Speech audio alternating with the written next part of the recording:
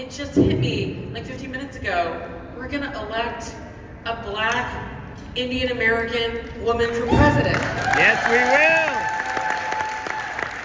I mean, I know that's silly, but like I was just at the Michigan breakfast and I almost started crying. I was like, it is too early in the week to start crying, right? I've been crying all week. Thank you, Arizona Dems, for having me. Many thanks to your chair and your entire team for putting on this amazing delegation work. You guys know the staff and the team running the party are really like killing themselves this week. So let's give them a round of applause. Let's thank all the hotel staff for beautiful breakfast. Union Hotel. Okay.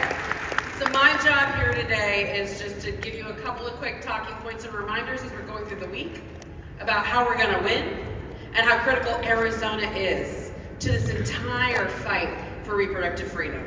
You know, I say this a lot, but it's true. The road to reproductive freedom runs directly through Arizona, and y'all know. Yeah.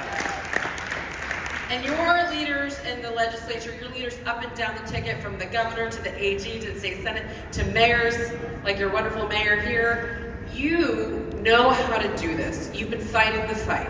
You have something to teach and something to show to folks across the country, right? You just had a really grueling fight in the legislature to protect your freedoms.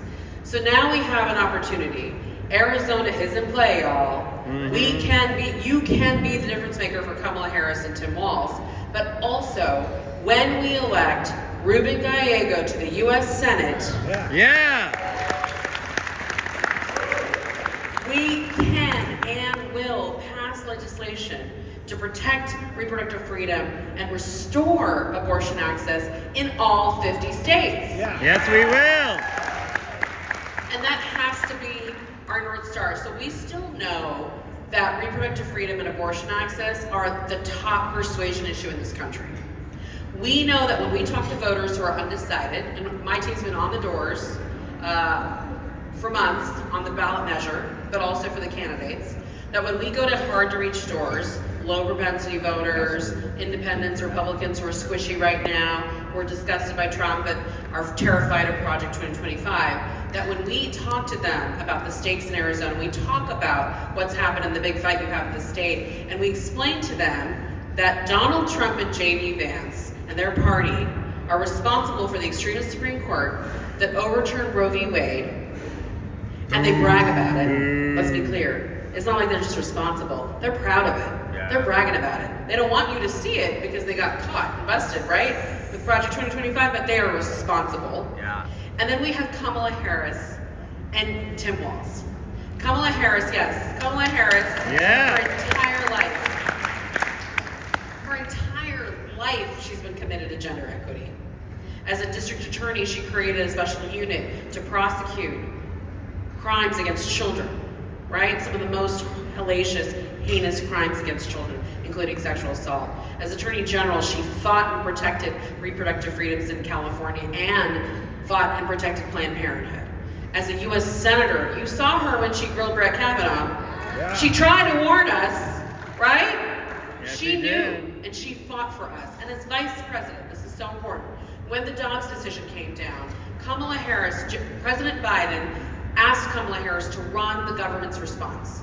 She ran the Gender Policy Council. She ran the whole of government approach to responding to Dobbs. She did over 100 meetings with activists, patients, providers, policymakers in red states and purple states and blue states for the last 2 years to understand and hear from the people what she could do better. In fact, she did a lot of it with folks right here in this room. So there's no more qualified and committed and passionate candidate for reproductive freedom than Kamala Harris. Yeah.